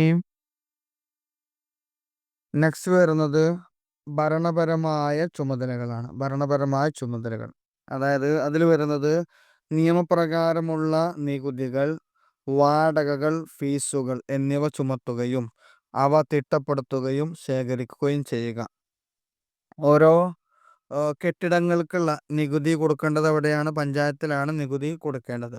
അപ്പോൾ ഓരോ കെട്ടിടങ്ങൾക്കും എത്രയാണ് നികുതി വരേണ്ടത്, അത് അതിൻ്റെ സ്ക്വയർ ഫീറ്റ്, മറ്റ് കൊമേഴ്സ്യൽ പ്രോപ്പർട്ടി അല്ലെങ്കിൽ മറ്റുള്ള പ്രോപ്പർട്ടിയൊക്കെ അനുസരിച്ചിട്ടായിരിക്കും നികുതി കണക്കാക്കുന്നത്. അതിനനുസരിച്ചുള്ള നികുതി ഈടാക്കുകയും അത് ശേഖരിക്കണം. അതുപോലെ വാടകകൾ, പിന്നെ മറ്റു വരുന്ന ഫീസുകൾ ഇവ ചുമത്തുകയും അവ ശേഖരിച്ച് പിരിച്ചെടുക്കുകയും ചെയ്യുക. അതുപോലെ നെക്സ്റ്റ് വരുന്നത് ജനനം, മരണം, വിവാഹം എന്നിവയുടെ രജിസ്ട്രേഷൻ വരുന്നത് പഞ്ചായത്തിൽ വരുന്നുണ്ട്. പിന്നെ രണ്ടാമത്തെ കാര്യം ഭൂപരിഷ്കാര നടപടികൾ നടപ്പിലാക്കുന്നതിൽ സഹായിക്കുക. അപ്പോൾ ഭൂമിയുമായി ബന്ധപ്പെട്ട കാര്യങ്ങൾ, അതായത് കൃഷിക്ക് അനുയോജ്യമായിട്ടുള്ള ഭൂമി, അത് നെൽവയലുകളൊക്കെ ഉണ്ടല്ലോ, ഇപ്പോൾ നിയമം പാസ്സാക്കിയിട്ടുണ്ടല്ലോ നെൽവയലുകൾ നികത്തുവാൻ പാടില്ല. അപ്പോൾ ഇത്തരത്തിലുള്ള നെൽവയലുകൾ നികത്തുന്നുണ്ടെങ്കിൽ അതിനെതിരെ കർശനമായ നിയമ നടപടികൾ സ്വീകരിക്കേണ്ടതുണ്ട്. ഇനി മൂന്നാമത്തത് പൊതു ടാങ്കുകളുടെ നിർമ്മാണവും പരിപാലനവും. നേരത്തെ നമ്മൾ വെള്ളത്തിൻ്റെ കാര്യം പറഞ്ഞല്ലോ, കുടിവെള്ള വിതരണം ആ കാര്യത്തിൽ വരുന്നതാണ് പൊതു ടാങ്കുകൾ നിർമ്മിക്കുക, അവ പരിപാലിച്ചു കൊണ്ടുപോവുക. ഇനി മറ്റൊന്ന് നാലാമത്തത് ഗ്രാമത്തിലുള്ള സ്ഥലത്തിൻ്റെയും മറ്റ് സമ്പത്തുകളുടെയും സഹകരണാടിസ്ഥാനത്തിലുള്ള മേൽനോട്ടത്തിലുള്ള ക്രമീകരണ പരിപാടികൾ ഏർപ്പെടുത്തുക. അതായത് റവന്യൂ വകുപ്പിൻ്റെ കീഴിൽ കിടക്കുന്ന ധാരാളം സ്ഥലങ്ങളുണ്ടായിരിക്കും, സമ്പത്തുകളുണ്ടായിരിക്കും. അത് ഈ ഓരോ ഗ്രാമത്തിൻ്റെയും ഭൂപ്രദേശത്ത് വരുന്നത് കൊണ്ട് തന്നെ ഗ്രാമങ്ങൾ അതുമായി ബന്ധപ്പെട്ട കാര്യങ്ങൾ റവന്യൂ ഡിപ്പാർട്ട്മെൻറ്റുമായി സഹകരിച്ച് ചെയ്യേണ്ടതാണ്. അപ്പോൾ ഈ കാര്യങ്ങളാണ് പ്രധാനമായിട്ടും പഞ്ചായത്തിൻ്റെ ഭരണഘടനാപരമായിട്ടുള്ള ചുമതലകളായി വരുന്നത്. ഇനി നെക്സ്റ്റ് വരുന്നത് പഞ്ചായത്തിൻ്റെ ക്ഷേമ നടപടികളാണ് വരുന്നത്. ഒന്നാമത്തത് പ്രാഥമികവും സാമൂഹ്യവും തൊഴിൽപരവുമായിട്ടുള്ള വിദ്യാഭ്യാസം നൽകുക. LP UP സ്കൂളുകളൊക്കെ ഉണ്ട്. നേരത്തെ പറഞ്ഞല്ലേ ഈ കോർപ്പറേഷൻ്റെയും അതുപോലെ മുനിസിപ്പാലിറ്റിയുടെ ഒക്കെ കീഴിൽ പ്രാഥമിക സ്കൂളുകൾ വരുന്നുണ്ട്. ഇതേപോലെ തന്നെ പഞ്ചായത്തിൻ്റെ കീഴിൽ വരുന്ന പ്രാഥമികവും സാമൂഹികവുമായിട്ടുള്ള വിദ്യാഭ്യാസം അതിന് വേണ്ട സൗകര്യങ്ങൾ ചെയ്തു കൊടുക്കേണ്ടതുണ്ട്. വിദ്യാഭ്യാസ സ്ഥാപനങ്ങൾ സ്കൂളുകൾ സ്ഥാപിക്കുകയും അവയുടെ പ്രവർത്തികളിൽ ഇടപെടുകയും ചെയ്യുക. രണ്ടാമത്തതാണ് സ്ത്രീകൾക്കും വികലാംഗർക്കും ഉള്ള ക്ഷേമ നടപടികൾ. പിന്നെ ജലസേചനം, ഇതൊക്കെ നേരത്തെ പറഞ്ഞതാണ് കേട്ടോ. മെച്ചപ്പെട്ട കന്നുകാലി ഉൽപാദനം, കന്നുകാലികളുടെ മരുന്നും ചികിത്സയും കന്നുകാലി രോഗങ്ങളുടെ പ്രതിരോധ നടപടികൾ.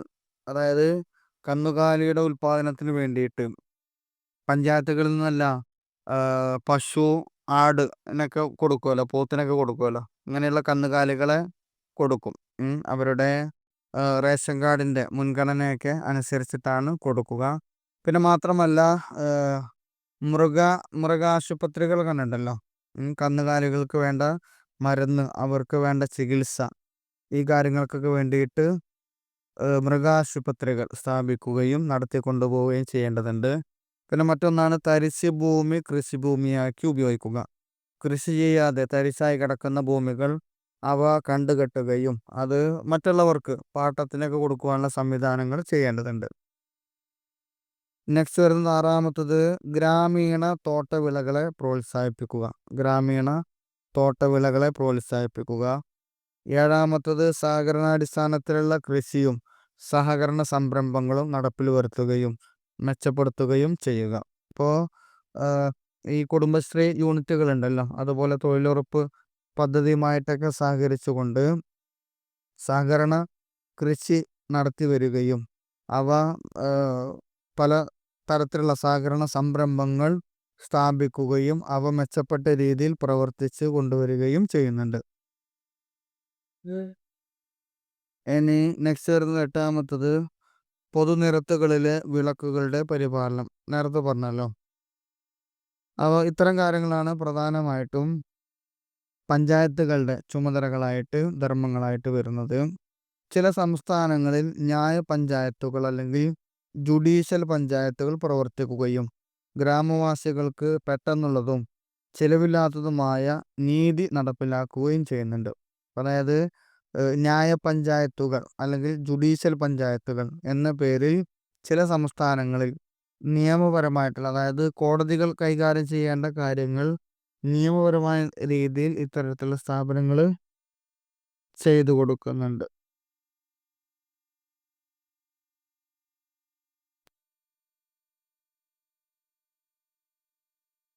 ഇനി നെക്സ്റ്റ് ഗ്രാമപഞ്ചായത്തുകളുടെ വരുമാന മാർഗങ്ങളാണ് ഇനി പറയുന്നത്.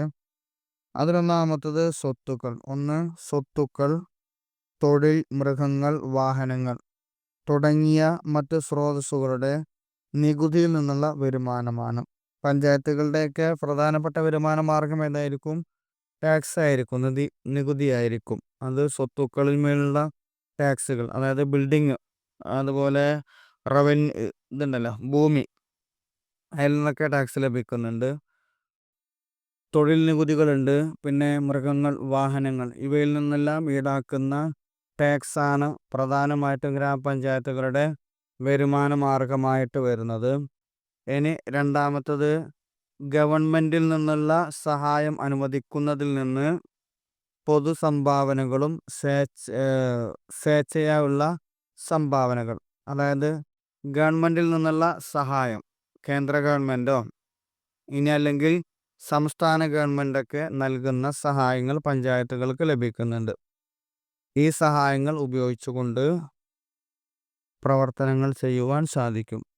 അതുപോലെ മൂന്നാമത്തതാണ് പൊതു സംഭാവനകളും സ്വേച്ഛയാ ഉള്ള സംഭാവനകൾ. പഞ്ചായത്തിലേക്ക് ഏതെങ്കിലും സ്ഥാപനങ്ങൾ, ബിസിനസ് സ്ഥാപനങ്ങളൊക്കെ സംഭാവന ചെയ്യാറുണ്ട്. അതുപോലെ ഏതെങ്കിലും സംഘടനകൾ, ഈ ചാരിറ്റി പ്രവർത്തികളൊക്കെ നടത്തുന്ന അല്ലെങ്കിൽ അങ്ങനെയുള്ള സംഘടനകളൊക്കെ സംഭാവന ചെയ്യാറുണ്ട്. ഈ സംഭാവനകളൊക്കെ ഗ്രാമപഞ്ചായത്തുകളുടെ വരുമാന മാർഗമാണ്. ഇനി നെക്സ്റ്റ് വരുന്നതാണ് രണ്ടാമത്തെ പഞ്ചായത്തിലെ രണ്ടാമത്തെ സ്റ്റെപ്പിൽ ഉയർന്ന സ്ഥാനത്ത് വരുന്നതാണ് പഞ്ചായത്ത് സമിതി അല്ലെങ്കിൽ ബ്ലോക്ക് പഞ്ചായത്ത് എന്ന് പറയുന്നത്. ബ്ലോക്ക് പഞ്ചായത്താണ് നെക്സ്റ്റ് വരുന്നത്.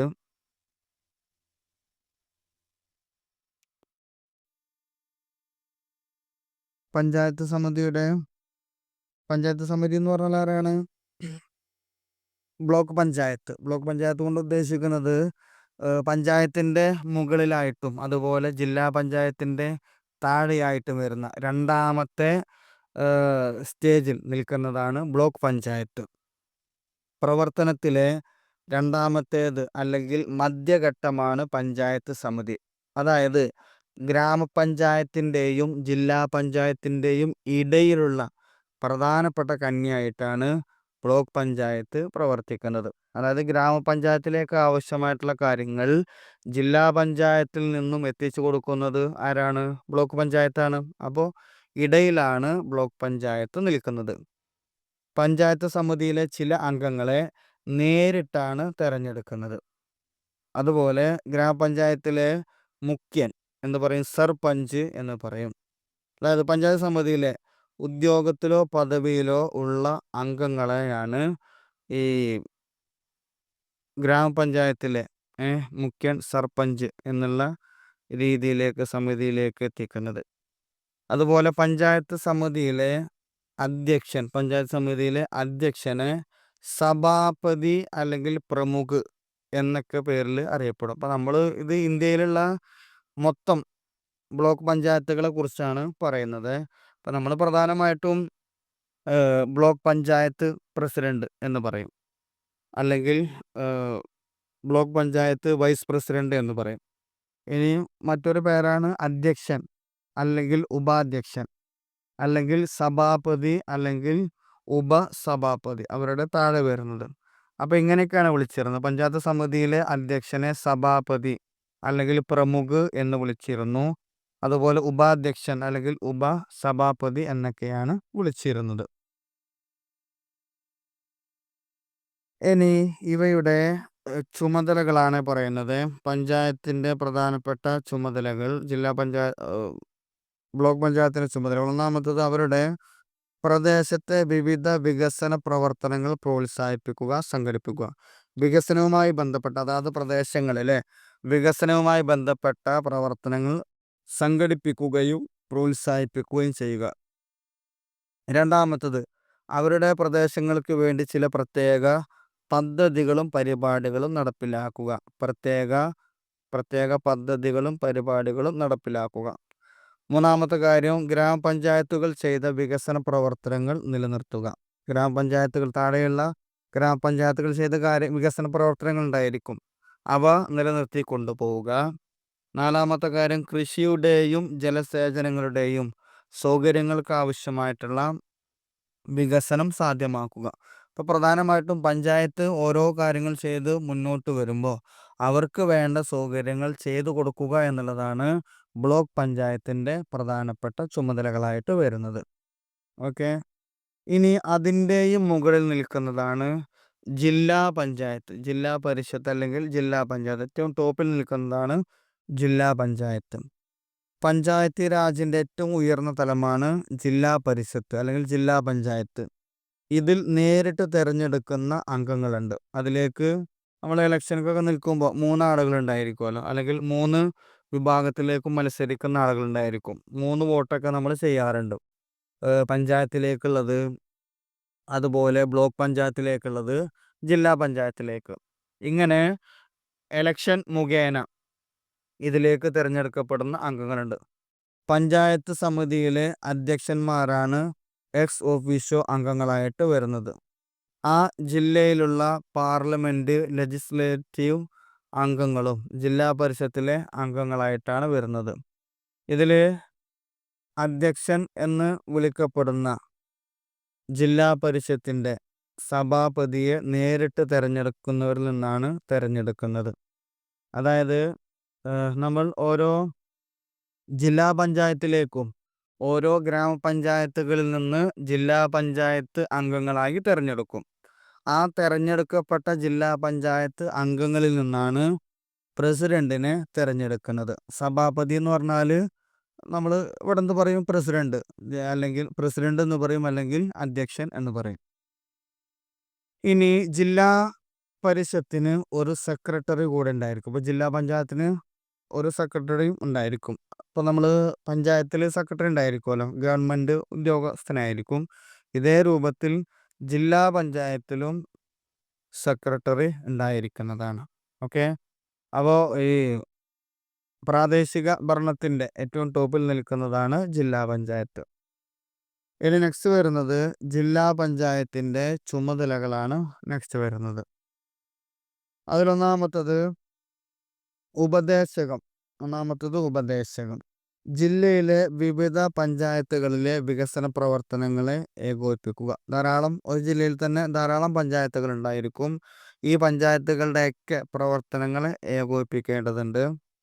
അതുപോലെ വികസന പ്രവർത്തനങ്ങളെ സംബന്ധിച്ചും ജില്ലാ പഞ്ചായത്തിനെ ഏൽപ്പിച്ചിട്ടുള്ള പദ്ധതികൾ നടപ്പിലാക്കുന്നു. ജില്ലാ പ്ലാനുകൾ തയ്യാറാക്കി ഗവൺമെൻറ്റിന് സമർപ്പിക്കുകയും ചെയ്യും. ഇപ്പോൾ 14 ജില്ലാ പഞ്ചായത്തുകൾ ഉണ്ടായിരിക്കും. അതാത് ജില്ലകളിലെ കാര്യങ്ങൾ അവ തയ്യാറാക്കി അവരുടെ മുകളിലുള്ള സംസ്ഥാന സർക്കാരുകൾക്ക് സമർപ്പിക്കേണ്ടതുണ്ട്.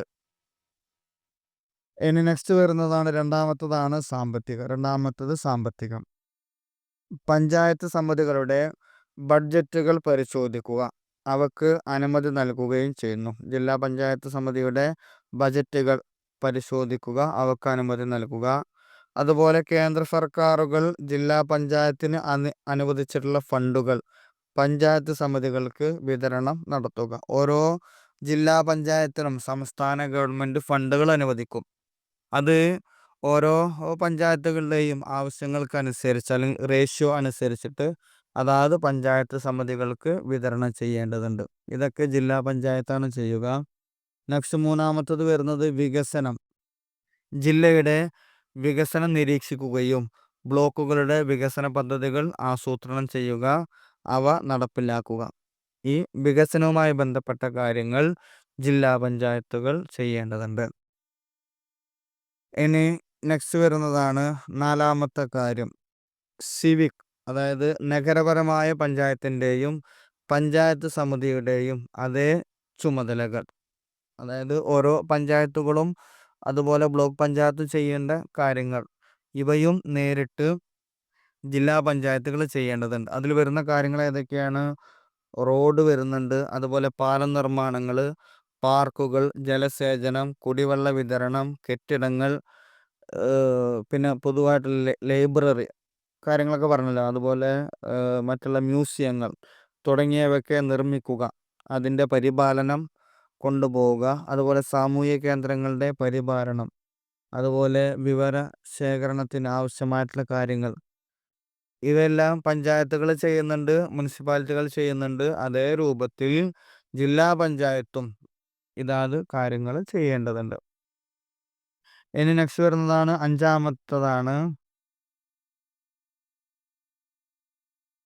അഞ്ചാമത്തെ കാര്യം, ക്ഷേമ കാര്യങ്ങളാണ് നെക്സ്റ്റ് വരുന്നത്. മാർക്കറ്റുകൾ സ്ഥാപിക്കുക, പൊതു മാർക്കറ്റുകൾ സ്ഥാപിക്കുക, ഉത്സവങ്ങൾ, മേളകൾ സംഘടിപ്പിക്കുക, ലൈബ്രറികൾ, ആരോഗ്യ കേന്ദ്രങ്ങൾ, ശിശുക്ഷേമങ്ങൾ, കുടുംബാസൂത്രണ കേന്ദ്രങ്ങൾ എന്നിവ നടത്തുക. ഇവ സ്ഥാപിക്കുകയും അതിൻ്റെ പ്രവർത്തനങ്ങൾ നടപ്പിലാക്കുകയും ചെയ്യുക. അതുപോലെ ദുർഘട സമയങ്ങളിൽ, പ്രകൃതിക്ഷോഭങ്ങൾ തുടങ്ങിയ പ്രത്യേക സമയങ്ങളിൽ ആശ്വാസ പ്രവർത്തനങ്ങൾ നടത്തുക. സ്കൂളുകൾ സ്ഥാപിക്കുക, അവ നിലനിർത്തുക, അവക്ക് അവിടെ വികസനവുമായി ബന്ധപ്പെട്ട കാര്യങ്ങൾ ചെയ്യുക. ഇനി ആറാമത്തത് മേൽനോട്ടം വഹിക്കുക. ഏറ്റവും ഉയർന്ന തലത്തിലുള്ള പ്രാദേശിക ഭരണസമിതി എന്ന നിലയിൽ ജില്ലാ പഞ്ചായത്തുകൾ ബ്ലോക്ക് പഞ്ചായത്ത് സമിതികളുടെയും അതിൻ്റെ താഴെ വരുന്ന പഞ്ചായത്തുകളുടെയും വികസന പ്രവർത്തനങ്ങൾ സംഘടിപ്പിക്കുകയും അവയൊക്കെ ഏകോപിപ്പിക്കുകയും ചെയ്യേണ്ടതുണ്ട്. അപ്പം ഏറ്റവും ടോപ്പിൽ വരുന്നത് ജില്ലാ പഞ്ചായത്താണ്. അപ്പോൾ അതിന് താഴെ വരുന്ന ബ്ലോക്ക് പഞ്ചായത്ത്, പിന്നെ പഞ്ചായത്തുകൾ, ഇവയുടെയൊക്കെ വികസന പ്രവർത്തനങ്ങൾ സംഘടിപ്പിക്കുകയും ഏകോപിപ്പിക്കുകയും ചെയ്യേണ്ടതുണ്ട്. ഇനി നെക്സ്റ്റ് വരുന്നത് ജില്ലാ പഞ്ചായത്തിൻ്റെ ധനാഗമന മാർഗങ്ങളാണ്. വരുമാന മാർഗങ്ങൾ എന്തെല്ലാമാണെന്നാണ് ഇനി പറയുന്നത്. അതിലൊന്നാമത്തത് സംസ്ഥാന സർക്കാരിൽ നിന്നുള്ള വരുമാനം. ധനസഹായം നൽകുമല്ലോ. രണ്ടാമത്തത് സംസ്ഥാനം വികസന പ്രവർത്തനങ്ങൾക്കായി നൽകുന്ന ഫണ്ടുകൾ, അനുവദിക്കുന്ന ഫണ്ടുകൾ ഉണ്ടായിരിക്കും. ഓരോ ബജറ്റിലും നിരവധി ഫണ്ടുകൾ മാറ്റിവെക്കാറുണ്ട്, ഇത്തരത്തിലുള്ള ഫണ്ടുകൾ. നെക്സ്റ്റ് വരുന്നത് മൂന്നാമത്തത് സ്ഥല നികുതിയും മറ്റ് നികുതികളിൽ നിന്നുള്ള വരുമാനം, ടാക്സ് ആയിട്ട് ലഭിക്കുന്നത്. ഇവയാണ് പ്രധാനമായിട്ടും ജില്ലാ പഞ്ചായത്തിൻ്റെ വരുമാന മാർഗമായിട്ട് വരുന്നത്. പഞ്ചായത്തി രാജ് സമ്പ്രദായം മറ്റേത് ഭരണ സമ്പ്രദായത്തെയും പോലെ ഉദ്യോഗസ്ഥരുടെ ആത്മാർത്ഥതയെയും സത്യസന്ധതയെയും ദിനം പ്രതിയുള്ള കാര്യങ്ങളിൽ സർക്കാരിൻ്റെ നിഷ്പക്ഷതയെയും ആശ്രയിച്ചിട്ടാണ് ഇവയിരിക്കുന്നത്. അതുകൊണ്ട് തന്നെ ഉദ്യോഗസ്ഥരും സാധാരണ ജനങ്ങളും തമ്മിലുള്ള ആശയവിനിമയത്തിൻ്റെ കുറവും ഈ പ്രാദേശിക സംഘടനയുടെ സുഗമമായ പ്രവർത്തനത്തിന് തടസ്സം സൃഷ്ടിക്കുന്നവയാണ്. അപ്പോൾ ഈ ഏറ്റവും താഴെയുള്ള ജനങ്ങളും അതുപോലെ ഇത്തരത്തിലുള്ള പഞ്ചായത്തുകളും തമ്മിൽ അന്തരം വരുന്നുണ്ട്. പക്ഷേ ഗ്രാമപഞ്ചായത്തുകൾ നേരിട്ടിട്ടാണ് ജനങ്ങളുമായി ഇടപെടുന്നത്. ഈ കാര്യങ്ങൾ ജില്ലാ പഞ്ചായത്തിലേക്ക് എത്തിക്കേണ്ടതുണ്ട്. കൂടാതെ കേന്ദ്ര സർക്കാരുകളുടെ ചില പദ്ധതികൾ ഏറ്റെടുത്ത് നടത്തുന്നത് ജില്ലാ പഞ്ചായത്തുകളാണ്. ഇപ്പോൾ ഇവിടെ പഞ്ചായത്തുകളും സർക്കാരും കേന്ദ്ര സംസ്ഥാന സർക്കാരും തമ്മിൽ നേരിട്ട് ബന്ധപ്പെടുന്നില്ല. മറിച്ച് സർക്കാരുകൾ ജില്ലാ പഞ്ചായത്തുകൾക്കാണ് ആവശ്യമായിട്ടുള്ള ഫണ്ടുകൾ നൽകുന്നത്. അത് സംസ്ഥാന സർക്കാരിൻ്റെ പദ്ധതികൾ നടപ്പിലാക്കുന്നതാരാണ്? ജില്ലാ പഞ്ചായത്തുകളാണ്. ജവഹർ റോസ്ഗർ യോജന പോലുള്ള കേന്ദ്രാവിഷ്കൃത പദ്ധതികൾ നടപ്പാക്കുന്നത് ജില്ലാ പഞ്ചായത്തുകളാണ്. അതുപോലെ നേരത്തെ പറഞ്ഞതുപോലെ തന്നെ കേന്ദ്ര സർക്കാരുകൾ പഞ്ചായത്തുകൾക്ക് നൽകുന്ന സഹായങ്ങൾ, ഫണ്ടുകളൊക്കെ അതെല്ലാം സംസ്ഥാന സർക്കാരിലേക്കോ ഇനി അല്ലെങ്കിൽ ജില്ലാ പഞ്ചായത്തുകളിലേക്കൊക്കെയാണ് വരുന്നത്. ഈ കാര്യങ്ങളൊക്കെ ഏറ്റെടുത്ത് പഞ്ചായത്തിൻ്റെ ഏറ്റവും താഴേക്കടയിലേക്ക് എത്തിക്കുവാനുള്ള പ്രവർത്തനങ്ങൾ നടത്തുകയും ഏറ്റെടുക്കുകയും ചെയ്യുന്നത് ആരാണ്? ജില്ലാ പഞ്ചായത്തുകളാണ്. ഓക്കെ, അപ്പോൾ ഇത്രയും കാര്യങ്ങളാണ് ഗ്രാമപഞ്ചായത്തുകൾ, പഞ്ചായത്തി രാജിനെ കുറിച്ച് പറഞ്ഞത്. അപ്പോൾ ചുരുക്കത്തിൽ പ്രധാനമായിട്ടും 3 മേഖലകളാണ് വരുന്നത്. ഒന്നാമത്തത് കോർപ്പറേഷൻ വരുന്നുണ്ട്, അതുപോലെ മുനിസിപ്പാലിറ്റികൾ വരുന്നത്, പിന്നെ പഞ്ചായത്തുകൾ വരുന്നുണ്ട്. ഇനി പഞ്ചായത്തിൽ തന്നെ 3 സ്റ്റെപ്പുകൾ. ഒന്നാമത്തത് ഗ്രാമപഞ്ചായത്തുകൾ, പിന്നെ അതിൻ്റെ മുകളിൽ ബ്ലോക്ക് പഞ്ചായത്തുകൾ, അതിൻ്റെ മുകളിൽ ജില്ലാ പഞ്ചായത്തുകൾ. ഓക്കെ, ഇവരുടെ പ്രവർത്തനങ്ങൾ, ചുമതലകൾ, പിന്നെ ഫണ്ടിൻ്റെ മാർഗങ്ങൾ, ഇവയാണ് പ്രധാനമായിട്ടും ഈ ഒരു 16ാമത്തെ ചാപ്റ്ററിലൂടെ പഠിച്ചത്. ഓക്കെ, നോട്ട്സ് എഴുതിയെടുക്കുക, ക്ലാസ്സുകളൊക്കെ നന്നായിട്ട് കേട്ട് പഠിക്കുക, എക്സാമിനൊക്കെ നല്ല മാർക്ക് മേടിക്കണം. ഓക്കെ, മറ്റൊരു ക്ലാസ്സുമായിട്ട് വീണ്ടും കാണാം. Thank you.